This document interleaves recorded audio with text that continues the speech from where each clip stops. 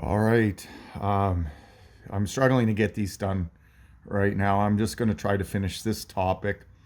My next topic, I'm going to start talking about diet and the insane nightmare that industry and the medical system has perpetuated here, and education, like all of these things that we're supposed to improve the quality of our health and our thriving. I mean, it's just we've created a giant minefield of toxic food and toxic information. So that's my next topic. And I'm going to go right back to when I started as a child, as a baby, even. And because I'm old enough to have lived through a terrible loss here, I witnessed how people used to consume, produce, and value food. And I watched this shift from the 70s to the 80s, that has left us with this obesity and mental illness crisis.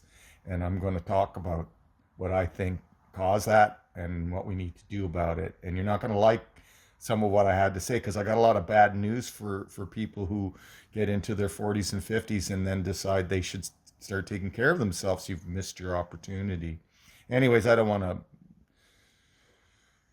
ruin the surprises. You see, I'm gonna have to do a lot of editing, so I'm just trying to show you the alternatives to CTM because CTM really is the only game in town. But it's the whole looking for the keys where the light shines, not where you lost them. And so this burden of proof, I started with the video before. I need to kind of tie that up, but because there is no coherent, organized opposition to CTM, right? It's basically become this false value idealism. Sky God in Ram. It's nonsense. If you were looking at the debunking I did, or look at any other debunking online, there are more and more people finally speaking out against the absurdity of this fantasy that we're. This is because science is malingering and dogmatic, and it has lost its way too. And I'm trying to help with that, but nobody will take me seriously. So, one of the issues I need to talk a bit more about is this idea of externalism and internalism, and the famous paper there has that little caption like meanings ain't all in the head. I'll have to get that a link to that famous article, which turned the fashionable tide in the mid 20th century, right after the turn to language, a little bit away from a purely internalist view. And of course, CTM is absolutely internalist in the most uncontroversial terms. Like, it is, if externalism is even minimally right, CTM in its current form, the computer functionalism, right? That paper that ignored said we're only going to deal with CTM because it's the only thing we think we can even begin to justify our behaviorist nonsense.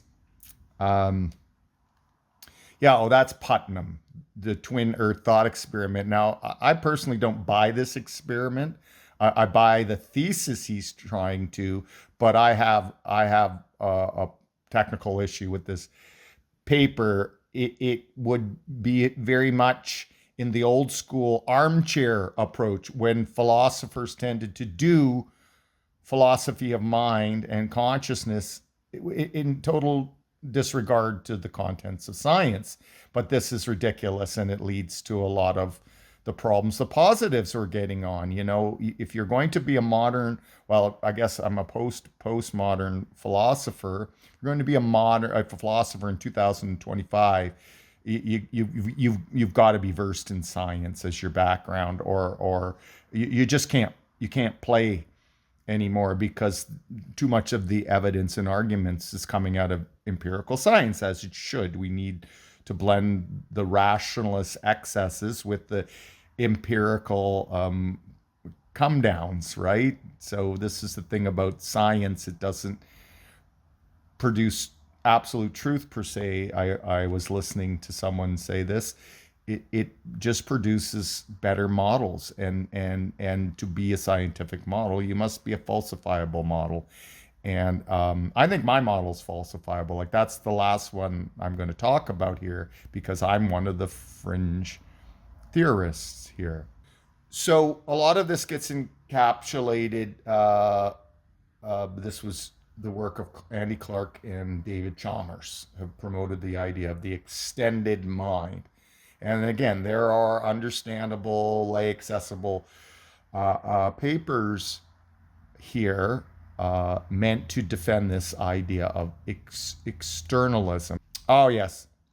So again, I'm not going to get into that history of debate, but it's important to notice that if the mind in any way is in any of its essentialness, if a proper conceptual or other kind of definitional, measurable sense of what the mind is, where it's located, how it functions, how that is producing consciousness, or I don't think that's right. I think consciousness is producing the mind and filling it with content, and it's the delay from the Big Bang to us humans evolving over the inversion I think that life provides, the non-conscious pre-entanglement, non-conscious perception. It's making reality before sentience observes it into the appearance reality gap. So I'll just read this little bit. I like this. Another way of delineating the scope of extended mind is by more precisely identifying its location in an array of anti-Cartesian possibilities. So they agree with me. If you've watched my 4-part videos, I'm arguing that Newtonian and Cartesian views continue to contaminate our 21st century views.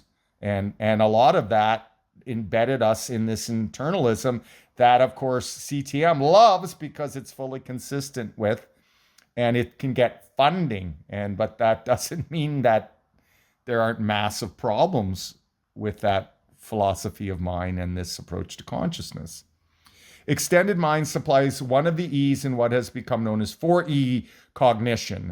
I think I called it 4E cognition or 4E mind more generally, in deference to the idea that its scope may be broader than simply cognition, right? And that's what I'm saying.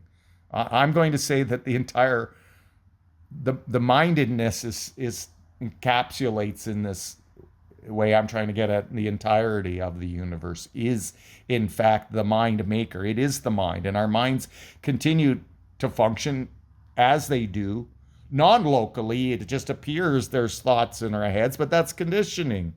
So I think we're entangled in the universe by all of the pre-living cells, which are seamlessly continuous in their efforts to make us right back to the Big Bang theory. And in fact, we wouldn't perceive this Newtonian box universe at all if life didn't first pre-entangle a complex of Hilbert spaces local to Earth. So there is a truth. Both these things are true. We are inevitably going to observe ourselves being in this big box, but that's not quite what's going on.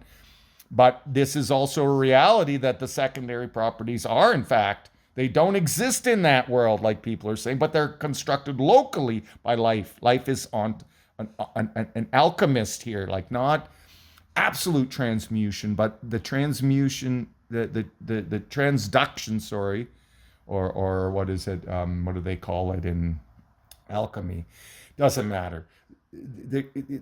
This was why we had a division between inorganic and organic, because the intuition was certain kinds of chemicals couldn't exist without the agency of life. Now, of course, a lot of these divide and conquer classical binaries, they end up having fuzzy boundaries. So this whole organic thing doesn't work as precisely, because in the end, you can manufacture any unique chemical that you would think only life would be possible of creating. But we can we've been able to produce chemicals that life wouldn't be able to produce. But this isn't necessarily proof of anything about what I'm saying. But I'm trying to tell you that matter, it's as a part whole appearance, is the alchemy that life is doing. Without life, there isn't really mereology out there at all. And this is the thing in the fracture, and I need to do another video there. Okay? So the label 4E is intended to capture the idea that at least some mental processes are embodied, embedded, and that's a big thing I would defend. I think life is a full universe embedding of one aspect of the universe to this little opening, which becomes the biocentered opening to Mara, to naive reality, the appearance reality gap. I mean, I'm fitting these puzzles and mysteries across many ideologies together. The parsimony, lots of parsimony, solving problems, bringing things together that people didn't seem to think could be brought together. It's a problem with physics. They discount any role of biology and mind having an impact on their own epistemic pursuits, but it's clear they're bogged down exactly for that reason, because they're never going to find a toe. And the universe is not just matter. And in fact, you can't even say what matter is. My model is going to tell you how these layers of opposed force, right, such that we at this scale experience matter as impenetrable, but that's not true of matter. So why do we misperceive matter as thick? Well, this is what my model gets at, and explains that there is, in that sense, nothing but potential underneath, the potential for these things to emerge, but there is no matter until there's life also in this sort of retrodicted sense. Nobody cares, nobody's listening, nobody's trying. It's just too hard for tiny little zombie minds, because you can't confront reality at all. So how can you confront that the myths of your reality are all wrong and backwards, and that's why we're destroying ourselves. It's just an endless redoubling in the madness, the irrationality, the false beliefs, the poor myths. This is it. We're waiting for a revolution, new value.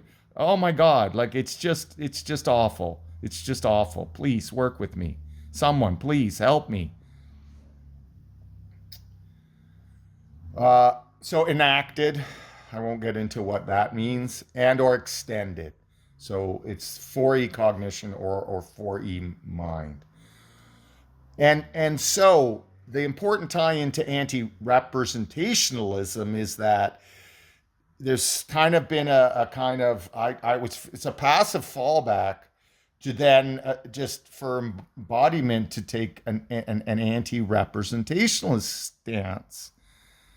But I think that's overwrought. I think there's a core of truth and value in the notion of mental states and representations and so on. I think the problems are more about classical metaphysics. So I would support embodied, especially embedded takes, enacted takes, but on quantum mechanical terms that aren't being broached in the biological sciences, except in fringe disciplines like quantum biology. So I'm a little uncomfortable being being forced to be an anti-representationalist. So this is an important thing. We're doing this again.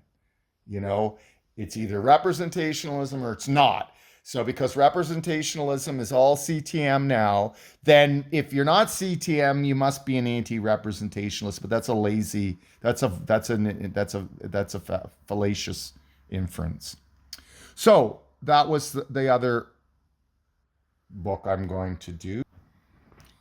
All right, there I found the thing. So this is also I of course learned this philosophy of mind. It emerged after the mind brain identity thesis was debunked, and we're moving towards functionalism and then computer functionalism. Well, there were some other views that were promoted, and one of them is called eliminative materialism. And so it's being described as anti-representationalist, but I don't know. It's just anti-realist, really. It's ridiculous. They want to say consciousness doesn't exist. I found out Daniel Dennett had died last year. I didn't know that. He's not, I don't know if he's an anti-representationalist, but he's a realist about consciousness. He thinks it's an illusion. Well, illusions are real too, and they exist. I just think it's absurd. It just seems like we barely begun to see how ridiculous our hopes are to understand consciousness at its own level. I mean, we're clearly not understanding science right anymore. We don't understand ourselves. We don't understand nature, and we don't understand the crisis that we're ignoring either. So this is the other thing I was looking for. So eliminative materialism. And this is just that any kind of an eliminative is to be a realist about the phenomena you're trying to ground in some scientific or logical terms to say what it is. Instead, you're going to say why it seems to exist and doesn't actually exist. Color realism. So this was the church's, and then Dennett. So this is another form. If you say the thing doesn't exist, if how it existed was to be a representationalist system, and then you're anti. But again, see, this is the problem. This is a binary thing. This is the problem with being able to defend these marginal views, is because they're all scattered and being lumped together under another anti-binary, right? It's not, if it's not computer functionalism, it must be anti-representationalism. And it's got to be so radical and opposed, because obviously the brain is a computer. Everybody knows that, because von Neumann just kept saying it over and over again, even though he had no evidence to really say that. And his claims should all be debunked too. It's just absurd. This is the normative assistance and the epistemic power of this arrogant man, the inventor of the computer architecture, and his assistants, without any actual evidence, to make this false analogy and set all of Western science and technology on this dead end path. He was wrong, okay? All of these giants, these arrogant white male European giants of the 1950s, are wrong about so many things. And we should have seen that a long time ago. For 100 years, we've had the simple empirical fact of non-locality, and yet we have just re-entrenched ourselves in the most control-seeking aims that have nothing to do with openness or truth. It's about controlling nature and controlling people and controlling everything, because it was certain. It's a sickness in us. And it was a sickness in those men in the 50s to make these proclamations. And we have labored under many other poorly constructed technologies and sciences since then. 90% of what we do in industry is a horror show of false value. There was another thing I should make clear about the connection of CTM to another thesis, which is the language of thought thesis forwarded by Jerry Fodor. Now, I think most of his stuff is way too reductive, monist, and realist. It just is too much in the armchair philosopher mode. He clearly doesn't know a lot about general relativity or quantum mechanics, and probably less about biology, but he knows a lot about forwarding armchair arguments. So the whole idea is that behind all our languages, there's already a language of thought implemented in the brain, except you got huge problems with this in the context of Chomsky's work, because it just all seems really implausible that there is this pre-coded language of thought based on what we actually know about how humans acquire language and how language changes and how language is really used and really functions beyond this logicism we keep imposing on it. If the computers fail to function like actual intelligences and consciousness, well, that's not the computer's fault. That's just because the brain refuses to just be a computer. So again, all we're doing is lumping on more algorithms to try to patch enough of what we discover the brain is actually doing.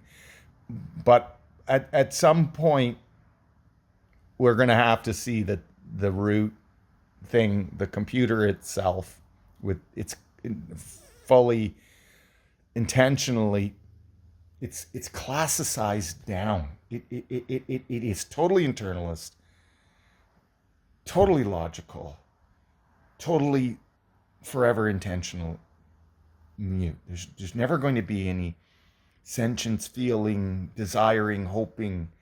It's just a human bias aping machine. But boy, just you see how these philosophers get co-opted. Oh, there's a language, but I reject a lot of Fodor's hyper reductive stuff. I just think it's absurd. And I think part of why he is as popular as he is because his work gets leveraged by these demagogues to support the claim without anybody looking too close that's what computers are going to do. They're going to, all we have to do is figure out the language of thought that the brain is implemented and transfer that to a computer, and voila, the computer's going to become alive. Well, it's not, because it needs to be alive. It needs to be a 4E mind. It needs to be embodied, embedded. It needs to enact. And what was the fourth one? I forgot the fourth one. Enacted. External, right? The mind is not located within the confines of your brain. It's not really located fully within the confines of your body. It's actually entangled to everything else in the universe, all the way back to the limits of the visible universe. So that was good. I wanted to make that little connection, the language of thought, right? So this is related to this other idea that came out in the 50s, that to be conscious, you must have a language. I think this is true, but there's a problem with pre-linguistic animals, a lot of them, human babies, who it could be argued based on their behavior, hold concepts and know things, even though they can't say or express them. Crows, right? That we have these innate Kantian preconditioned ways of understanding reality before we're able to talk about it. And so this creates a problem, this whole thing, this over focus on human language as it. So, but I don't think you can think without language. But what's going on there? Are you seeing words or are you seeing images? See, that's another debate between the sententialists who think you're always thinking in sentences, and the imagists who think you're always thinking in pictures. And I don't think we have a sense that these things are going on, but we might be wrong about that. I think whatever's going on in the world within, it's not a language of thought, and it's all images and all pictures. It's like another non-conscious realm, but a higher one. It's not the inside by which cells are constructing their own non-conscious perception.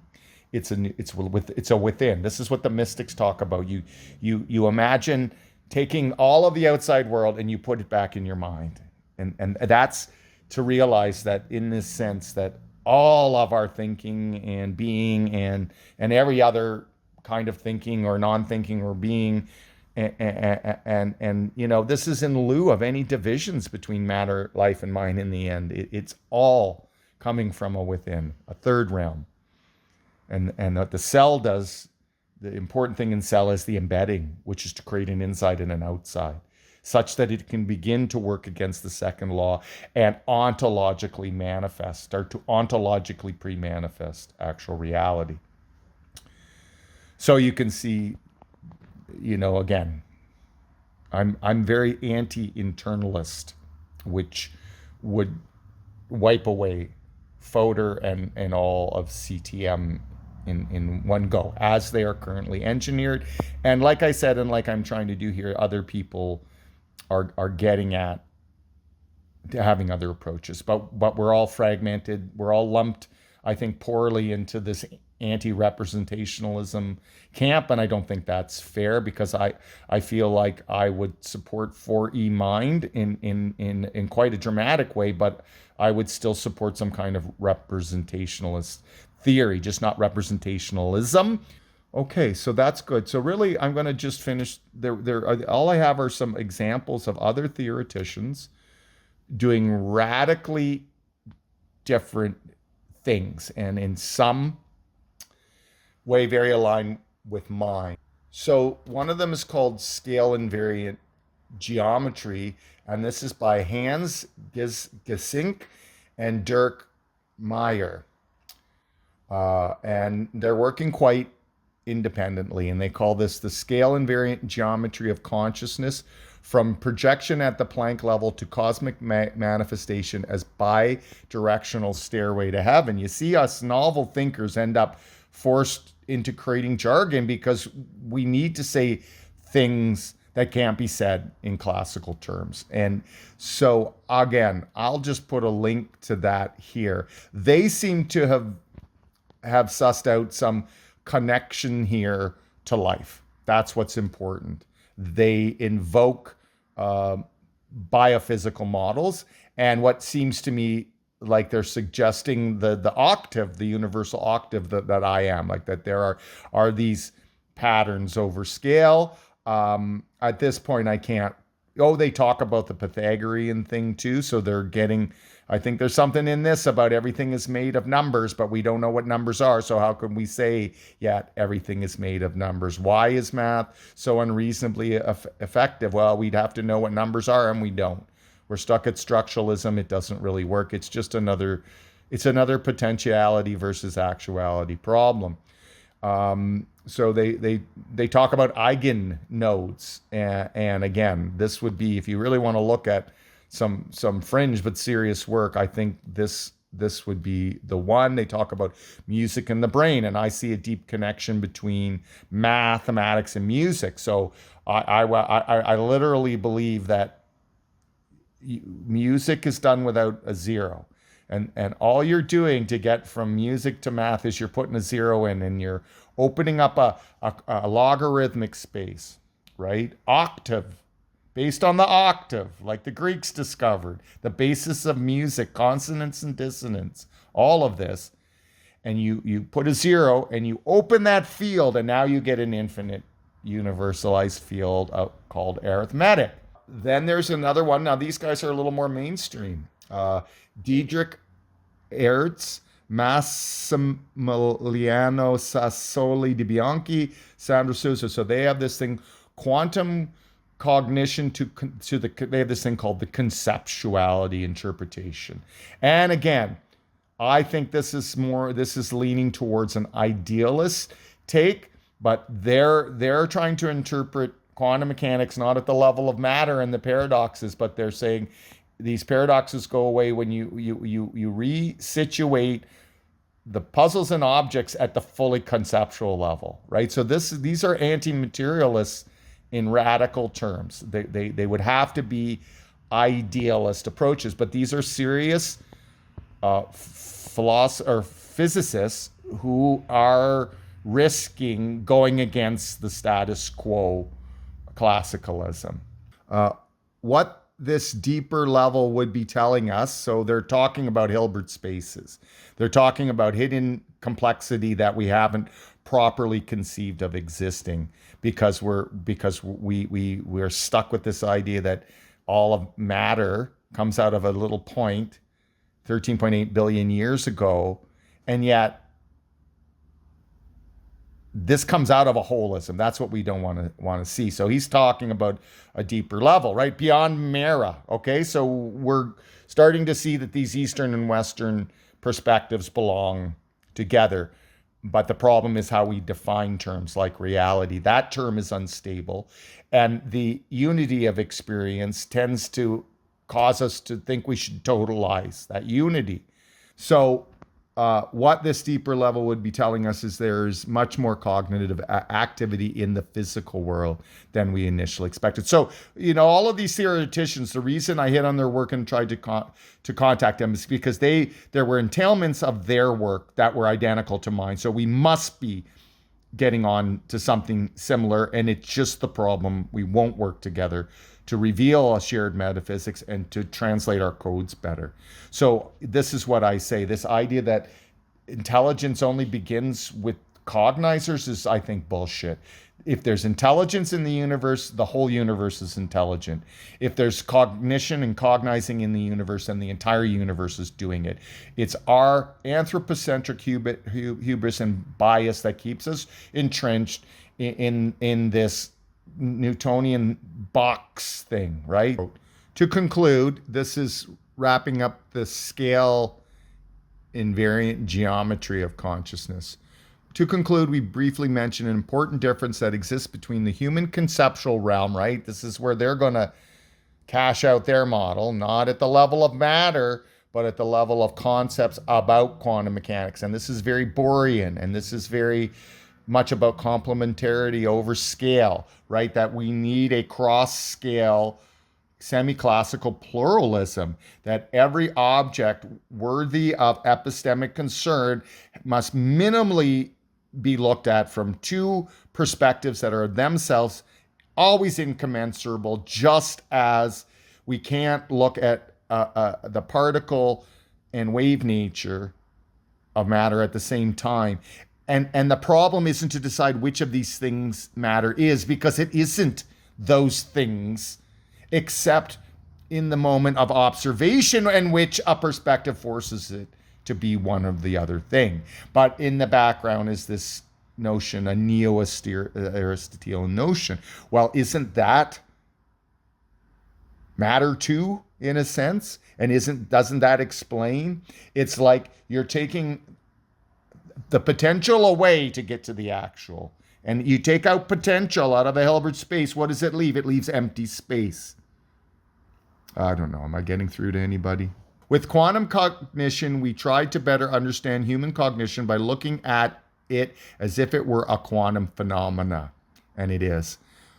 With the conceptuality interpretation, we tried to better understand quantum physics and relativity by analyzing them as if they were telling us something about hidden cognitive processes. Booyah. All right, well, this is the last one.